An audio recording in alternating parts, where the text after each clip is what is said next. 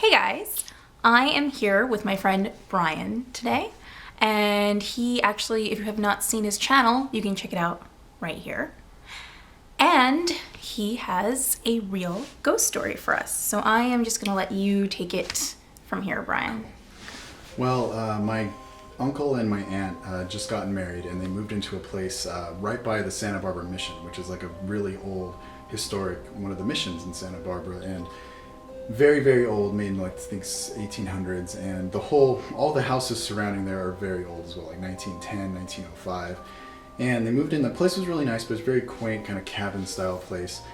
And within the first week of living there, just weird little things, but nothing too crazy. Like cupboards would be open, drawers, spoons would be out, jewelry would be missing, then it'd show up the next day, just weird little stuff like that. But as the time went on, progressively it got worse, and the dog would just start barking at the wall, like just a random spot at the wall, or they would be watching TV and the channels would go up, then it'd go down, then it'd go back, and just weird stuff. So progressively worse and worse.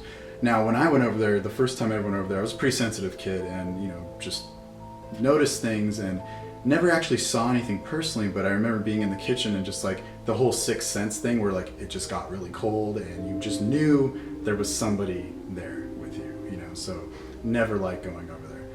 Now the final straw was one night, my aunt and uncle are just watching TV together, and they, out of nowhere, they see three little shadows appear on the wall. Very short though, but you could tell it was people. You could see the head and the body right on the wall.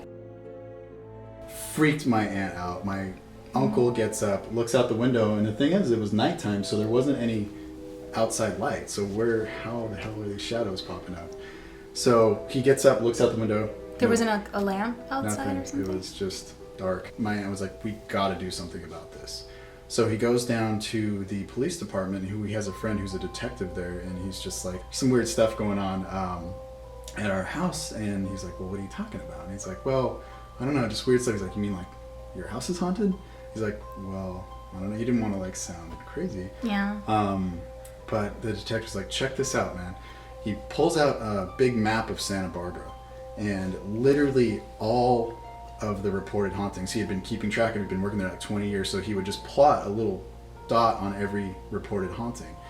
All of the hauntings were up and down Mission Creek. Mission Creek is the creek that ran right next to the mission, goes all the way out to the ocean. All of them, like 90% of them, up and down this creek. And my uncle's like, what do you think's, why? What's the deal?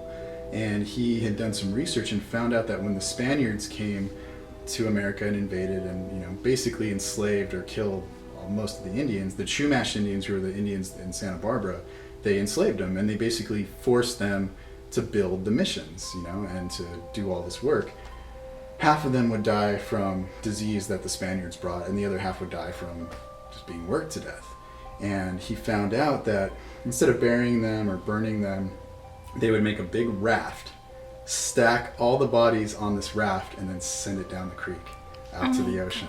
So every house along Mission Creek has reported weird stuff. So normally what I do is I ask the viewers to let me know if they can come up with a logical explanation as to why all of these things were happening, why they saw shadows against the wall and nobody was there. There's this whole backstory that kind of makes sense that goes along with all of these houses being haunted. Do you think it's real? Or can you come up with explanations why all of these people are reporting this and so on? To me, I think it sounds pretty real.